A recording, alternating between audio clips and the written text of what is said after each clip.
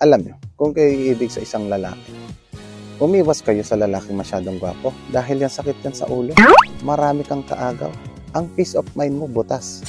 Sa mga komedyante, pwede na. Pero kailangan tanggap mo na marami yan napapasaya.